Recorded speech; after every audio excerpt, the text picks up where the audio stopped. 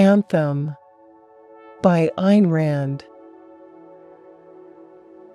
Part 7. It is dark here in the forest. The leaves rustle over our head, black against the last gold of the sky. The moss is soft and warm. We shall sleep on this moss for many nights, till the beasts of the forest come to tear our body. We have no bed now, save the moss, and no future, save the beasts. We are old now, yet we were young this morning, when we carried our glass box through the streets of the city to the home of the scholars. No men stopped us, for there were none about from the palace of corrective detention, and the others knew nothing. No men stopped us at the gate. We walked through empty passages, and into the great hall where the World Council of Scholars sat in solemn meeting. We saw nothing as we entered, save the sky and the great windows, blue and glowing. Then we saw the scholars who sat around a long table. They were as shapeless clouds huddled at the rise of the great sky. There were men whose famous names we knew, and others from distant lands whose names we had not heard. We saw a great painting on the wall over their heads, of the 20 illustrious men who had invented the candle. All the heads of the council turned to us as we entered. These great and wise of the earth did not know what to think of us, and they looked upon us with wonder and curiosity, as if we were a miracle. It is true that our tunic was torn and stained with brown stains, which had been blood.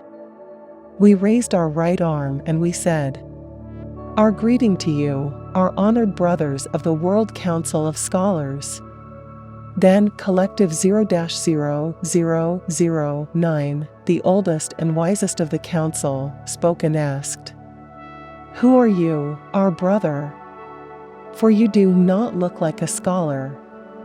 "Our name is Equality 7-2521, we answered, "and we are a street sweeper of this city."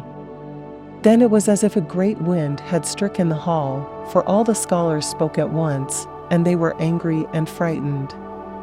A street sweeper. A street sweeper walking in upon the World Council of Scholars. It is not to be believed. It is against all the rules and all the laws. But we knew how to stop them.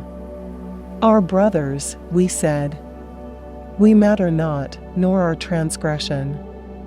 It is only our brother men who matter. Give no thought to us, for we are nothing, but listen to our words, for we bring you a gift such as had never been brought to men. Listen to us, for we hold the future of mankind in our hands." Then they listened. We placed our glass box upon the table before them. We spoke of it, and of our long quest, and of our tunnel, and of our escape from the palace of corrective detention. Not a hand moved in that hall as we spoke, nor an eye. Then we put the wires to the box, and they all bent forward and sat still, watching. And we stood still, our eyes upon the wire.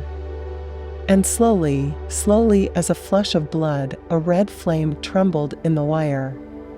Then the wire glowed. But terror struck the men of the council. They leaped to their feet, they ran from the table, and they stood pressed against the wall, huddled together, seeking the warmth of one another's bodies to give them courage. We looked upon them, and we laughed and said, "Fear nothing, our brothers. There is a great power in these wires, but this power is tamed. It is yours. We give it to you." Still, they would not move. "We give you the power of the sky," we cried. "We give you the key to the earth. Take it, and let us be one of you, the humblest among you. Let us all work together, and harness this power, and make it ease the toil of men. Let us throw away our candles and our torches. Let us flood our cities with light. Let us bring a new light to men." But they looked upon us, and suddenly we were afraid. For their eyes were still, and small, and evil. "Our brothers," we cried. "Have you nothing to say to us?" Then Collective 0-0009 moved forward. They moved to the table, and the others followed. Yes, spoke Collective 0-0009, we have much to say to you. The sound of their voices brought silence to the hall and to the beat of our heart. Yes, said Collective 0-0009, we have much to say to a wretch who has broken all the laws and who boasts of their infamy. How dare you think that your mind held greater wisdom than the minds of your brothers? And if the councils had decreed that you should be a street sweeper, how dared you think that you could be of greater use to men than in sweeping the streets? How dared you, gutter cleaner, spoke Fraternity 9-3-4-5-2, to hold yourself as one alone and with the thoughts of the one and not of the many? You shall be burned at the stake, said Democracy 4-6-998.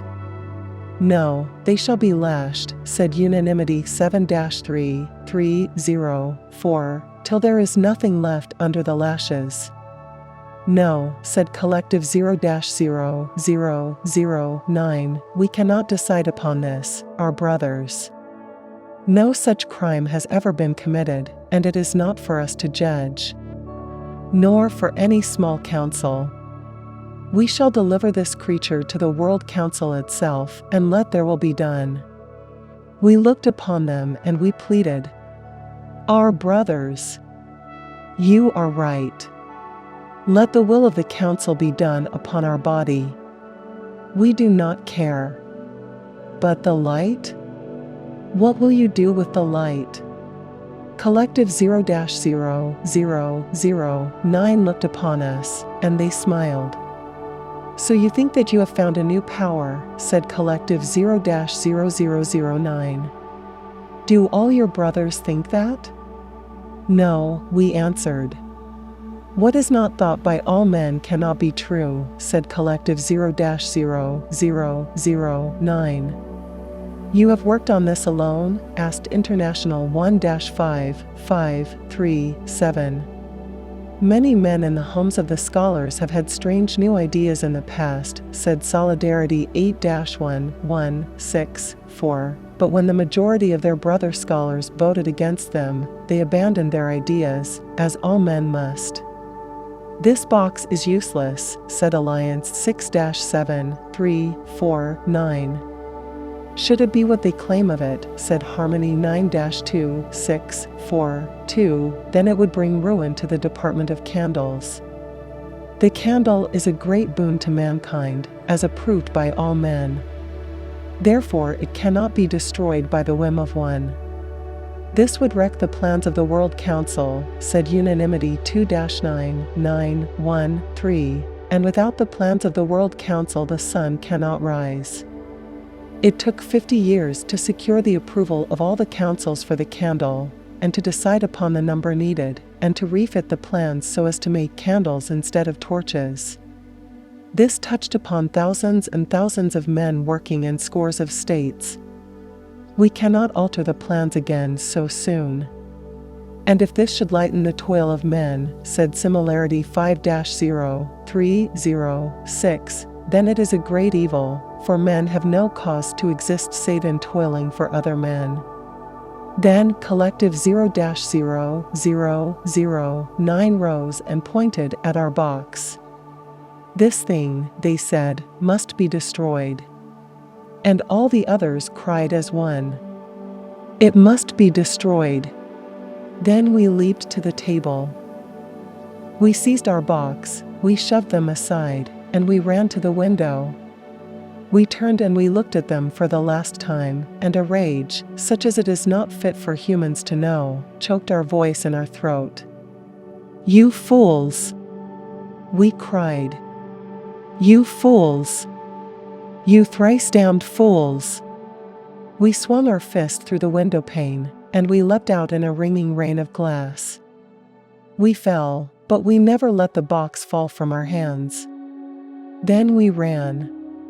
We ran blindly, and men and houses streaked past us in a torrent without shape. And the road seemed not to be flat before us, but as if it were leaping up to meet us, and we waited for the earth to rise and strike us in the face. But we ran. We knew not where we were going. We knew only that we must run to the end of the world, to the end of our days.